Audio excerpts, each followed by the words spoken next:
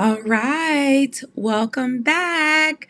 Welcome back to Everyday Ease, a show where I share weekly tips for peace and productivity as a pathway to happiness. Because I believe that happiness and freedom looks good on you. If this is your first time joining, I am Chianti Lomax, your host of the show. I am a certified coach and transformation strategist. I help high powered women and some men move from overwhelm to ease through self leadership practices and liberation strategy. So, if this is your first time joining, let me tell you a little bit about myself really quickly. So, after 15 years of helping Fortune 500 companies and some federal government agencies transform their people, their processes, and technology, my goal currently is to teach women how to transform their relationship with themselves, their families, and their careers. All right. So, another part of my mission is to make positive psychology research and interventions accessible to the everyday woman and the everyday man and everyone in between. Okay. So I really want you to have more joy, more clarity, and more freedom in your life, and that is why I do what I do. But before I continue, I want to give a huge shout out to the folks who are joining live. Let me see who we got here. Good morning. I have LaRasha here. So thank you for joining, LaRasha. Good morning. She's one of my hometown girlies. And I just want to say thank you so much for joining. We also have Tiffany in the house. What's up, Tiffany? A long time no see and speak. Thank you so much for joining me this morning. If you're just tuning in, you know what? This is just the introduction. Please go grab your coffee, go grab your tea or water, caffeinate and hydrate. Y'all know my motto, all right? So, if this is your first time joining the series this week, we took a little bit of a break because I practice what I preach, all right? And I took a break just to go reconnect in real life, or as the kids say, IRL, with family and friends, and I've had a great time. It's one of my personal sources of joy and peace. And now I'm back because we have to finish up this series. This is your first time joining Everyday Ease. We have been going through a series called Break Up with Busy. All right. And we have been discussing ways to kick stress and exhaustion to the curb. We don't have time for that. Okay. The first week, we talked about two words that have been running rampant in our lives, or that tend to run rampant in our lives during this time of year, during the holiday season, or as the year closes out. Those two words are responsibility fatigue. And if you were here, remember, responsibility fatigue happens when you start to feel overwhelmed due to the excessive amount of commitments, responsibilities, and expectations of your time from family, work, friends, and finances. And if you want to dig deep and hear what we talked about on that episode, check out my YouTube channel. For that first episode, we got into some things, okay? The second part of the series that we discussed, if you missed it, were your two most valuable assets: your time and your energy. And if you know me, then you know I am very protective of my time and my energy. And to take that a step further, we walk through specific strategies on how to rescue your time and energy from other people's priorities and expectations. If you missed that, catch the replay on YouTube. Now, I'm really excited about today. I am so excited about today. I'm not going to lie to you. Today, in this final part of our Breakup of Busy series, I want to talk about a subject that might step on a few toes, even my own, if I'm being honest. And y'all know I like to be transparent. But I think this is something we have to talk about. We cannot close out this series of Breaking Up with Busy without talking about this one thing that most of us love to do, especially me. And so I'm encouraging and preaching to myself, okay? We want to talk about the M word. Can anyone in the chat guess what the M word is? We want to talk about, in order to really break up with busy, we need to address the M word. All right, time's up. That M word is multitasking. All right. Now, I know what you're going to say. Chianti, listen, I am really, really good at multitasking. And can I tell you something? No, you're not. You think you're good. I'm going to be honest with you. For many years, I thought that I was the multitasking queen. I'm talking about being on meetings, sending emails, crafting emails, working on content, texting. I was doing all the things at once, and you couldn't tell me that I was not being productive. You couldn't tell me that I wasn't being the most efficient version of myself when I was multitasking. And I still have to catch myself. I still have to catch myself from doing it because it's a habit, right? And habits take time to break, and new habits take time to recreate. So here's the truth about that M word, multitasking. The truth is that multitasking is actually something called task switching in disguise. Okay. So when you think you're multitasking, it's not actually multitasking. You're task switching, right? And Julia Martins from Asana, one of my favorite tools, says that even when it feels like you're getting two tasks done at once, what you're actually doing is switching between two tasks at lightning speed. And this process, task switching, takes up more brain power than you even realize. So this means some of the times, and oftentimes, you might be actually making more mistakes by trying to switch between two tasks quickly than you really think you are. And you're actually probably getting less done than you think you are when you are task switching. So we want to change that right now. Multitasking is not a real thing. You are task switching. And when you do that, you are draining your mental resources, sometimes emotional resources, depending on what's happening in that other task, especially if you are on a meeting and someone's texting you, maybe a family member or a friend is texting you some random stuff, and you're trying to manage both by switching between the two tasks. You're actually draining your resources.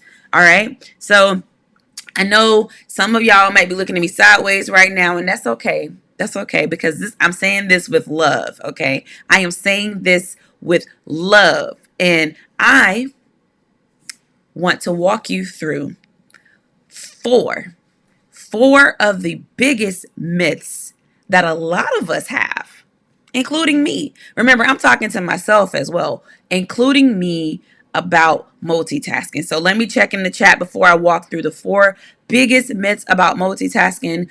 I see LaRasha says, no, I'm not. I fall short on something when I try to do that. I'm learning. I love that, LaRasha. She says, I'm learning. And then we have Tiffany here, my girl Tiffany, with one of my favorite emojis. She said, that is mind blowing. Okay. So let's get back into it. Let's talk about the four biggest myths about multitasking.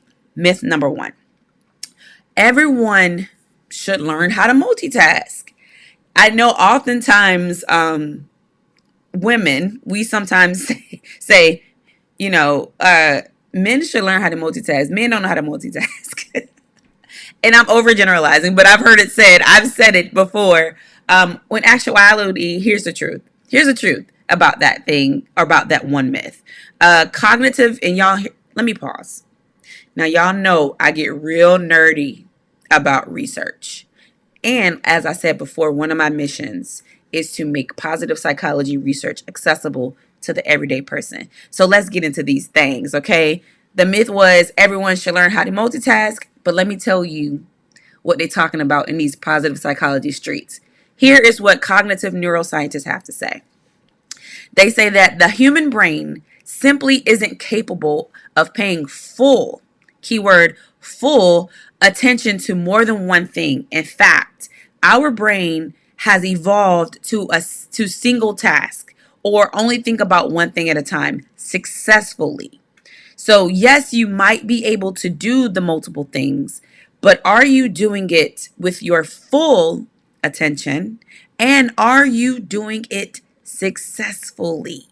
All right. So, when we think we're multitasking, again, we're actually switching between two tasks or a couple tasks really quickly. And anytime you switch between tasks, there is a switch cost.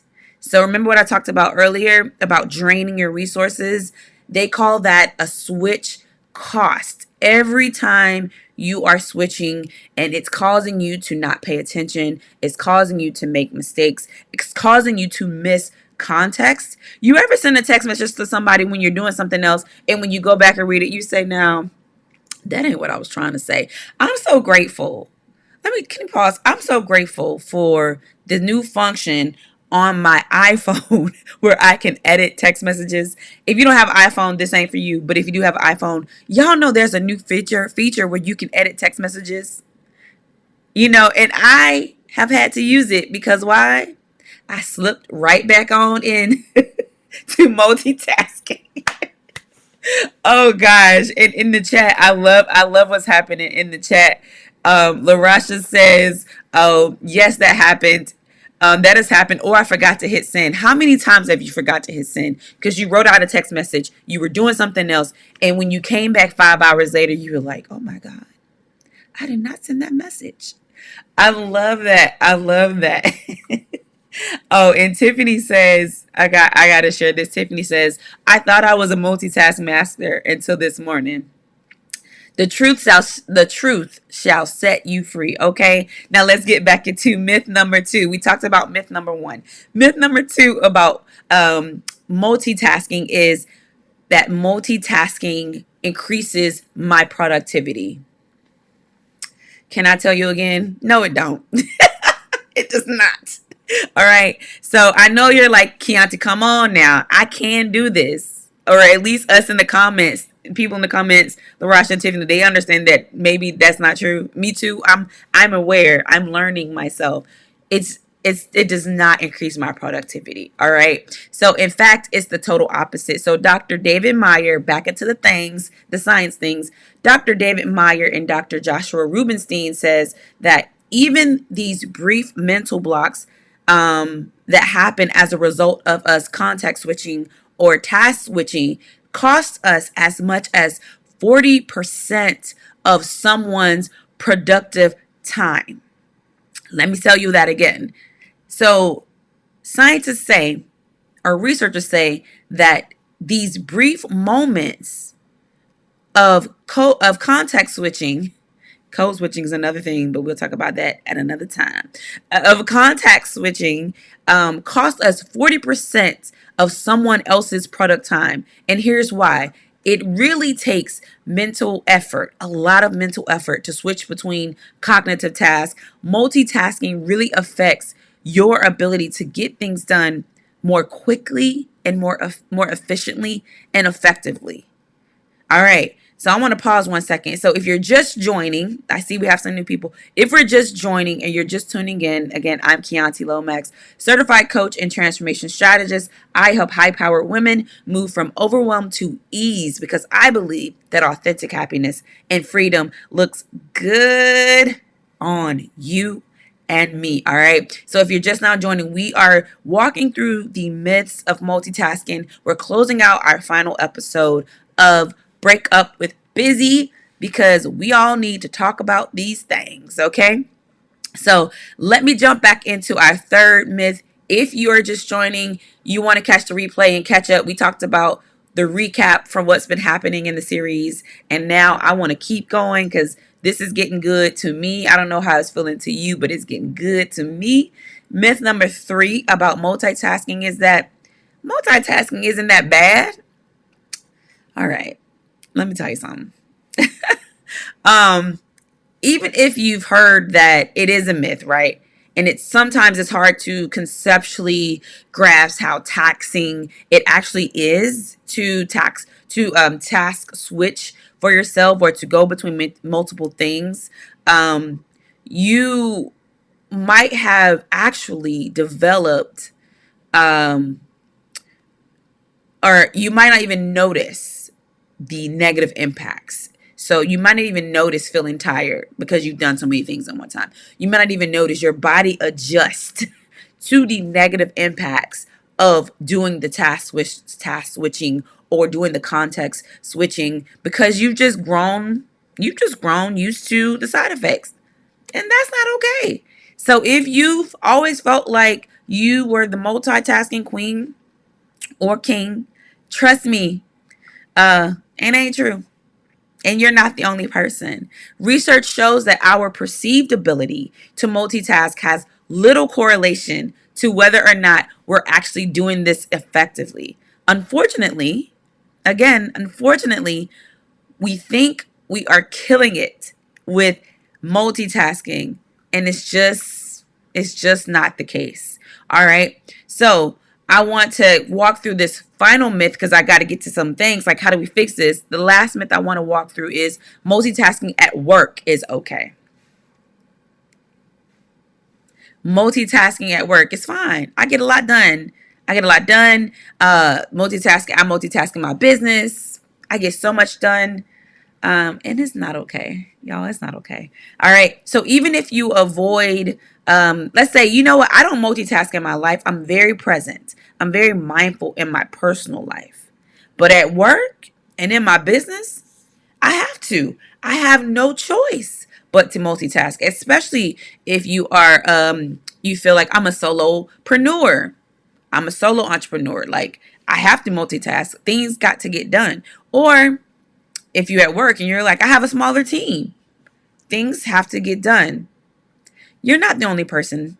I know, I get it. I've been guilty of all the things that I just said. But research says that the average professional or entrepreneur switches between 10 apps up to 25 times a day. We switch up between 10 apps, software apps, phone apps, up to 25 times a day. Also, over 27% of professionals say that actions and messages are missed when switching between these apps, and 26% of them say that app overload makes their teams and their people less efficient. So basically, you're switching between social media apps. Maybe you're using Google applications, using Google Docs, or you're using Microsoft Word if you're that person. I'm a Google Docs kind of person. But you're switching between Facebook and LinkedIn and all the different apps that we use in a day. And it causes you to miss actions or messages when you're doing that all day, okay? And let me give you this for free. There's even a name. Scientists say there's even a name from switching, for switching between different types of technologies, and it's called media multitasking. Who knew? Media multitasking. So, in addition to the usual negative impacts and influences that happen from multitasking, media multitasking also has shown to negatively impact our long-term memory and working memory. So we got to do something about that. It's impacting our long-term memory and working memory, and we need those. We need those, okay? All right. So here is the black bottom line. The black bottom line is the impact of multitasking, aka task switching. It usually leads you to burnout and feeling overworked and feeling mentally exhausted. You ever have one of those days and it's like 5 o'clock and you're like, I am just mentally tired? You probably did a lot of multitasking that day. You probably were switching between so many things that day, trying to answer text messages, trying to answer emails, attending meetings and calls. that might have contributed to why you're feeling tired, burnt out, and overworked. Okay.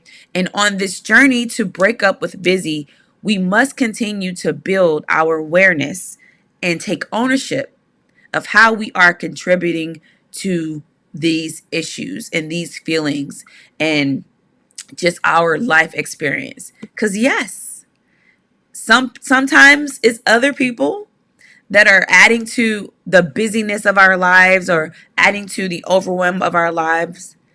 But also sometimes we are the problem.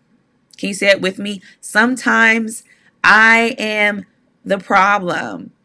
It makes me think about that video that was going around social media months ago when the little person was like, am I the drama? You are the drama. You are the problem. Okay? Sometimes I'm the drama. But listen, don't even worry about it. We're going to work this out. We're going to work through some tools. I want to share with you a few reasons or a few strategies, all right, so that we could stop being at least this part of the problem and so that we could stop being blockers to our peace and our productivity. So, okay, so let's jump into this thing. I want to share with you 3 ways. 3 ways. So grab your pencil, grab your notes, whatever you're doing to capture these things. But here are 3 ways to be productive and have more ease in your day without multitasking, okay? Without task switching. Let's start with number 1. Number 1, the first way that you can choose productivity and ease over multitasking is very basic. It is number 1, choose to single task. Now I know to some of y'all, I'm speaking Latin, I'm speaking a foreign language, German, Spanish, French. Choose to single task. Okay? I know that's going to be challenging, but try to stop I know because trying to stop multitasking, it can be challenging, especially if you're a person that wears multiple hats. Maybe you have multiple roles in your life. Maybe you're a mom. Maybe you're working as well. You're working full time. Maybe you have a business on the side, or maybe you're an older sister like me, and you're trying to help everybody do the things while you're handling your own things.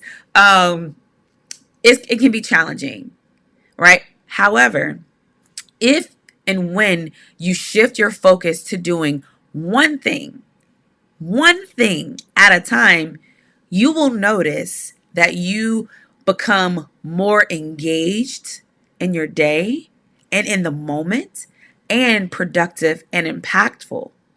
Listen, when you choose to single task, you are actually more productive and more efficient, and you will feel better. Not only will you be more productive, but you will feel better.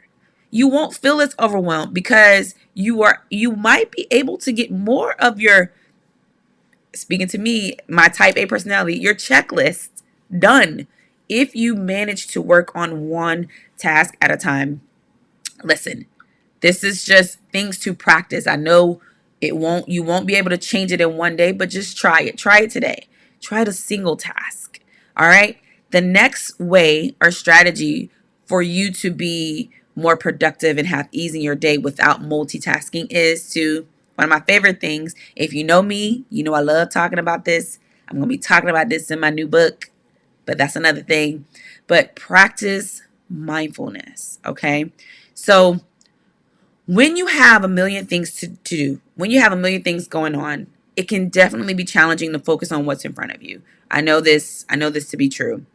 But the present moment, being here, being now, is honestly all you really have. So you want to tune into mindfulness practices as a way to help you to reduce some of that anxiety, some of that stress that happens when we're trying to work on the future. Like, oh, I have all these things to do, so let me start knocking out some of these other things while I'm listening to this conference call. While I'm sitting here having this conversation with someone, let me send this text message that I forgot to send earlier today. We want to practice being in the moment because it's all we really truly have. And so here's some ways to practice mindfulness. If you're into it, practice, you could go to do some meditation.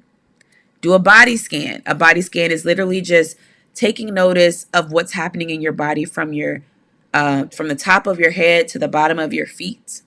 If you need a body scan meditation, check out my, this is a shameless plug, check out my SoundCloud. I have a body scan on there. Just look up Chianti Lomax SoundCloud meditations.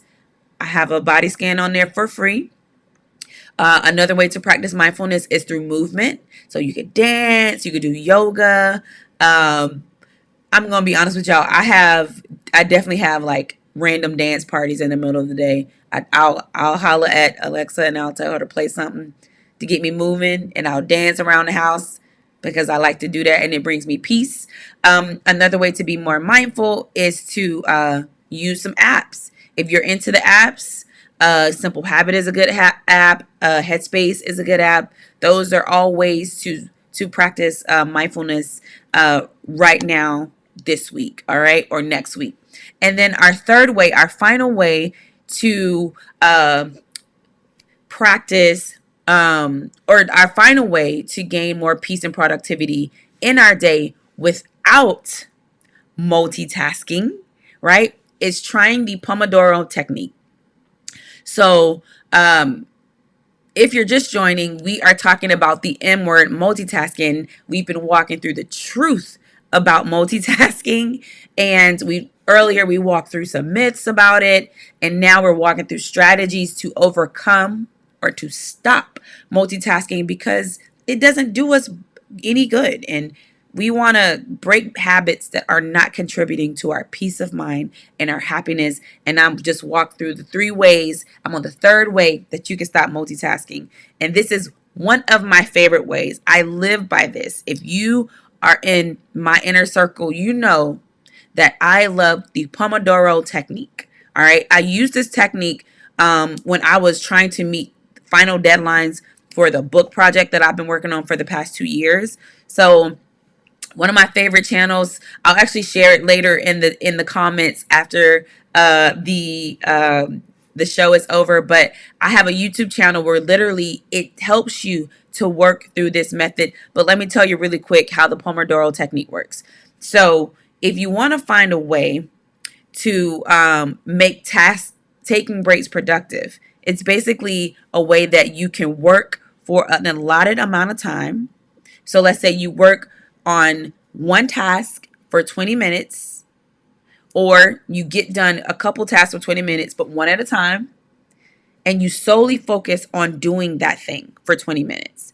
Play you some nice music in the background, music without words. And then at the end of the 20 minutes, you get a break.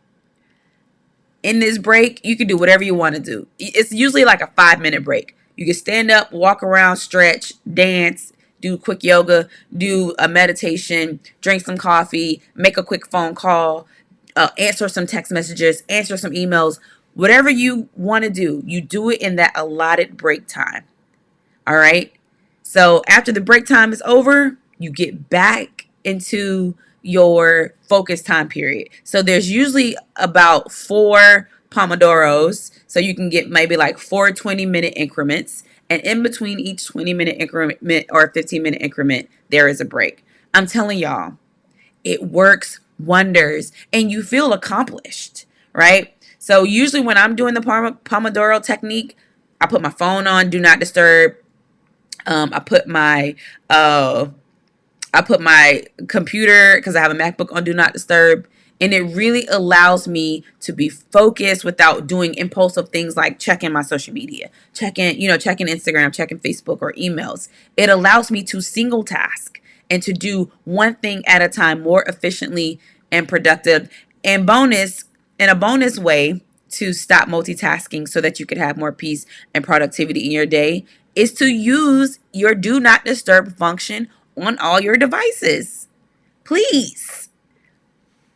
Listen, whatever it is, especially if it's not life or death, with this function, this do not disturb function, you can actually choose people that can go through the do not disturb function if it's an emergency. But other than that, put everybody on do not disturb. Try this with your phone notifications, your laptop notifications. It really helps to minimize the distractions so that you can focus on the things that you need to focus on so that you can be more impactful, more fruitful, and have less stress and overwhelm in your day. All right. All right. That's it, y'all. That's all I have for you today. I am super excited to be back in action on Everyday Ease. And here's what I will leave you with. Remember that trying to multitask or trying to stop multitasking, it's going to be hard at first, but everything that's worth it is worth trying, right? So try to single task, try to be more mindful, turn off those notifications, check out that Pomodoro technique where you have an allotted amount of focus time, then you get a break. Because a lot of times what our brain wants is just a break. So do that 20 minutes of focus time, then a 5-minute break, and then 20 more minutes of focus time. It really helps you to get more done in less time so that you can be more engaged, more productive, and more impactful. Okay? All right. I am super excited for all of you who joined today. Shout out to Tamika, who's in the chat. Shout out to LaRasha, who has been here hanging out with us the whole time. Shout out to Afu, who's hanging out on YouTube. I think he was talking about the Pomodoro technique. And this wraps up our 3-part series of Breakup with Busy. We discussed throughout the entire series, we discussed ways to kick stress and exhaustion to the curb. I hope you continue. I hope you continue to protect your peace, your time, and your energy, because those are the things that you need to be the highest version of yourself. If you are interested in learning more signature strategies to create more ease and happiness in your day, reach out to me, DM me, send me a note, check me out on ChiantiLomax.com, my website. I want to thank you all for joining me today. Again, I am Chianti Lomax, your favorite certified coach and transformation strategist. I help high-powered women and some men move from overwhelm to ease through self-leadership practices and liberation strategy, because I believe that we all deserve to be happy and free. All right. That's it for today. I'll see y'all next week. Same time, same place. All right. And until next time. All right. Y'all know how I like to end this in true yogi fashion, because y'all know I'm a yogi. The light in me honors, cherishes, respects, and celebrates the light in you. All right. Go create yourself an amazing day. All right. But remember to do it with ease. I'll see y'all next week. Same time, same place.